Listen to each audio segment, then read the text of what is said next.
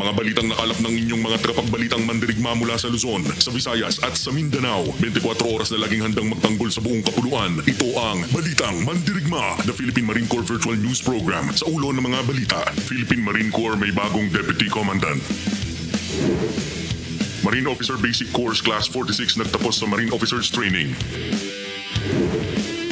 Philippine Marine Corps nakilahok sa komemorasyon ng World Hijab Day.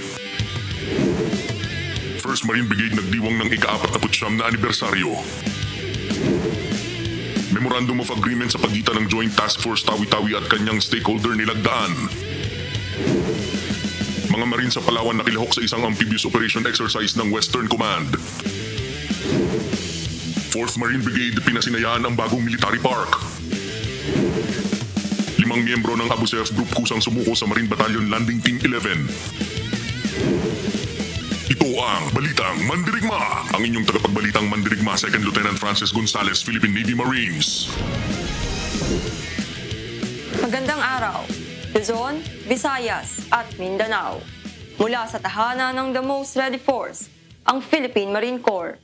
Ako si 2nd Lieutenant Francis Pauline M. Gonzales, Philippine Navy Marines, at ito ang Balitang Mandirigma. Itinalaga ang bagong Deputy Commandant Philippine Marine Corps, si Brigadier General Romeo Tiracadio Jr. Philippine Navy Marines, noong ika-29 ng Enero taong kasalukuyan sa isang change of Chief of Office na ginanap sa Hall of Flags Headquarters, Philippine Marine Corps. Ang nasabing seremonya ay pinangunahan ni Major General Arturo G. Rojas, Philippine Navy Marines, Commandant Philippine Marine Corps. Kasama din sa dumalo ay ang ilang mga Marine officers, enlisted personnel, at ilang miyembro ng Philippine Marine Corps Officers Spouses Association Incorporated o PM-COSAI. Si Brigadier General Racadio ang pumalit kay Brigadier General Jimmy De La Rida, Philippine Navy Marines, na naglingkod sa loob ng mahigit isang taon bilang Deputy Commandant Philippine Marine Corps. Bago na italaga ang bagong Deputy Commandant Philippine Marine Corps, ay parehong hinawakan ni Brigadier General Racadio ang dalawang mahalagang posisyon bilang Commander 2nd Marine Brigade at ng Joint Task Force Tawi-Tawi.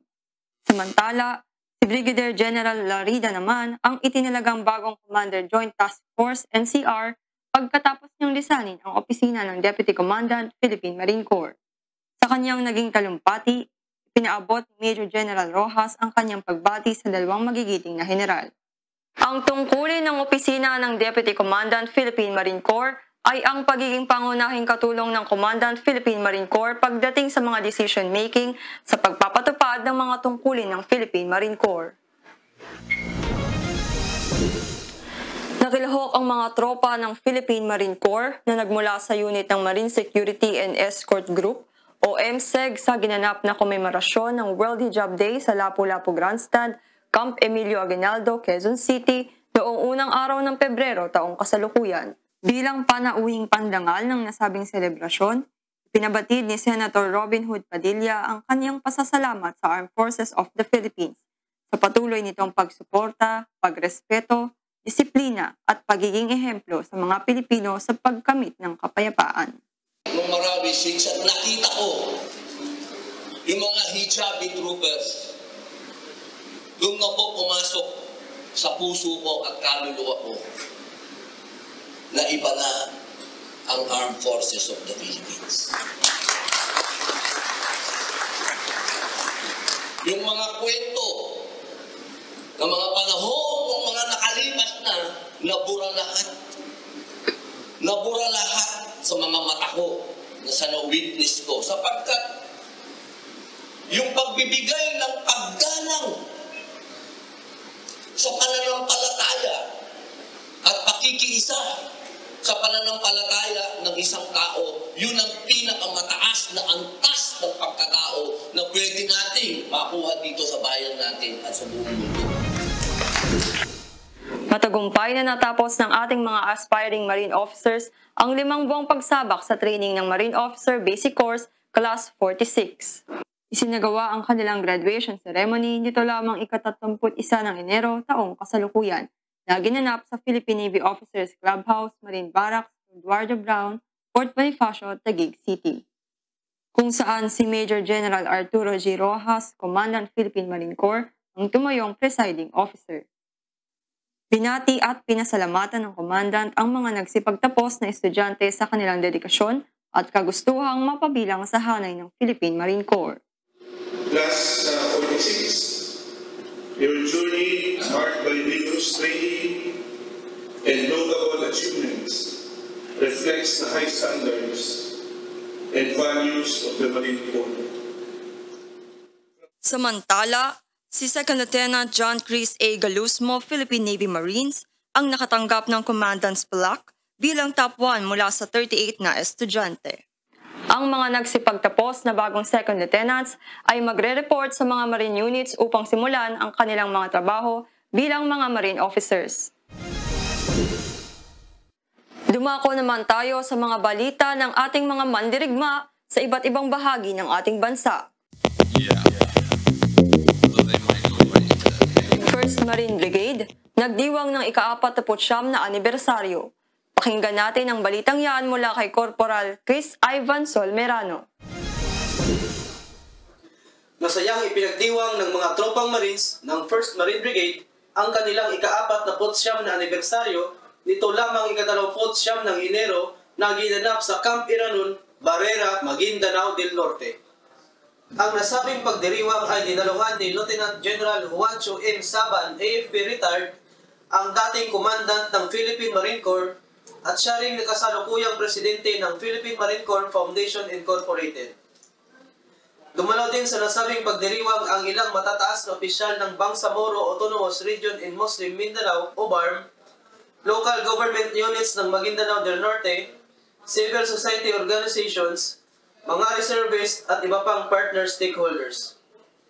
Kung saan ginawaran sila ng Plaque of Appreciation ng 1st Marine Brigade bilang pasasalamat sa mga suportang ipinagkaloob ng mga ito sa katuparan ng kanilang mga misyon sa Central Mindanao. Maliban dyan ay naging highlight din ng mga seremonya ang donning of ranks sa mga enlisted personnel at pagbibigay awards sa lahat ng mga deserving na tropa. Inaasahan ng mga tropa ng 1st Marine Brigade ang marami pang taon na makapaglingkod sa bayan.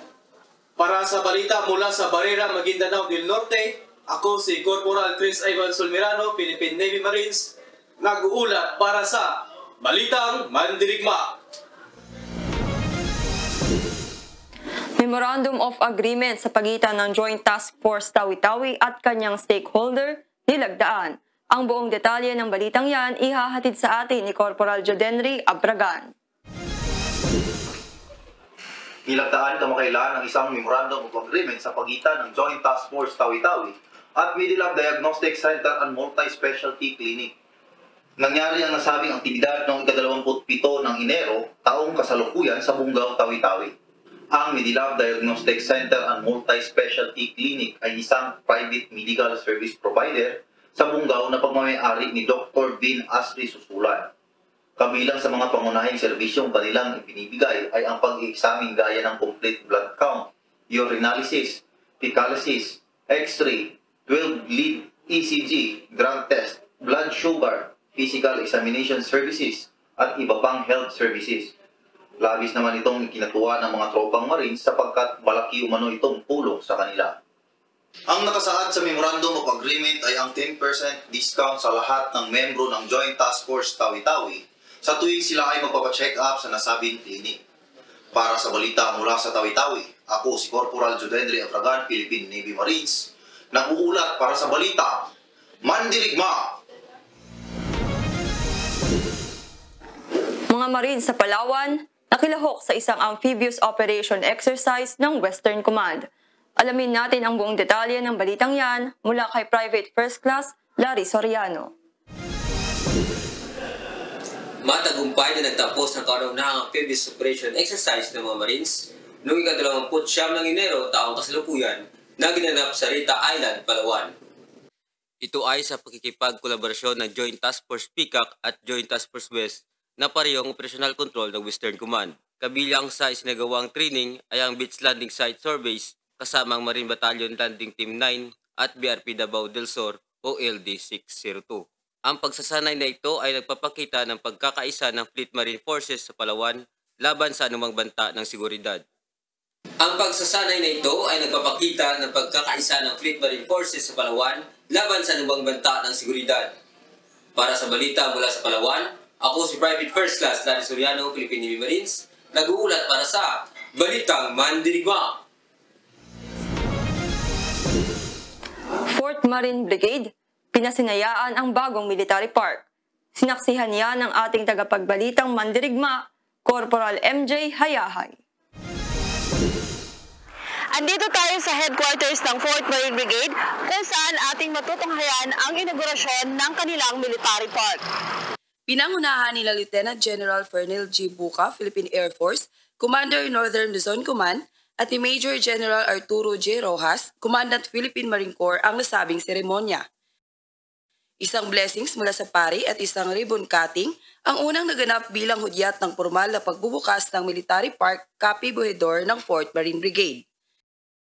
Kasunod naman ito ay ang pagsagawa ng kauna-unahang flag raising ceremony sa bagong Military Park.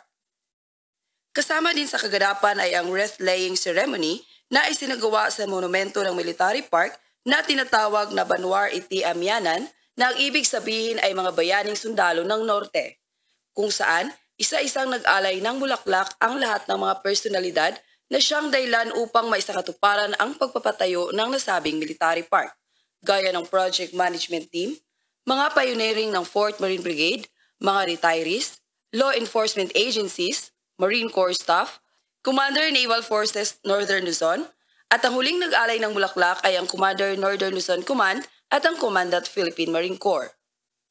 Ayon kay Brigadier General Vicente Blanco III, ang commander ng 4th Marine Brigade, bukas umano ang Military Park Capi Buhedor sa publiko, kaya't inanyayahan niya ang lahat ng mga gustong bumisita.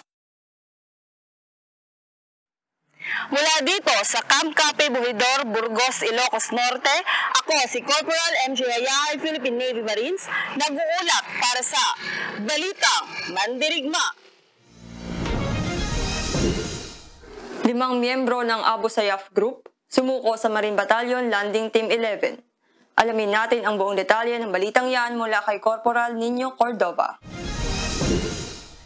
Kusang sumuko ang 5 dating miyembro ng Abu Sayyaf Group sa mga Marines ng Marine Battalion Landing Team 11. Ang nangyaring pagsuko ay naganap noong ika-27 ng Enero taong kasalukuyan sa himpilan ng MBLT 11. Ito ay inorganisa ng nasabing batalyon sa pamumuno ni Lieutenant Colonel Clifford Nicanor P. Basco, Philippine Navy Marines, General Staff Corps, ang commanding officer.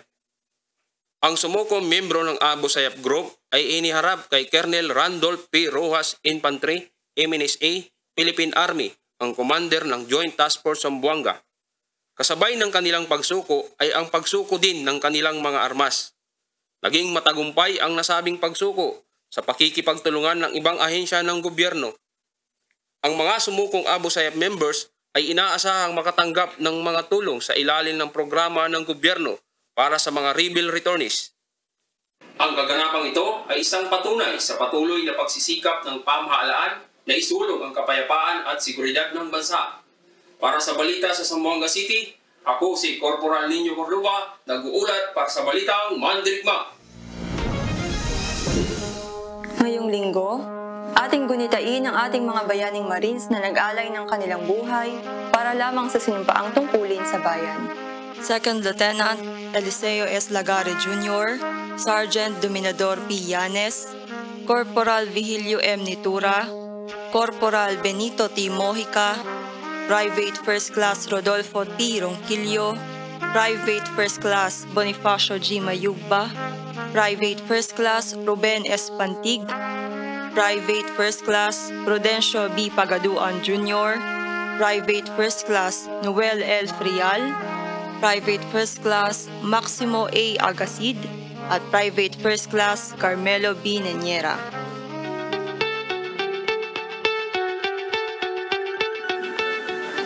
Alam niyo ba na ang unang salang ng mga Marines sa giyera ay nangyari sa Nueva Ecija? Ito ang tinaguriang First Baptism of Fire laban sa mga Hoops na nangyari noong June 4, 1951.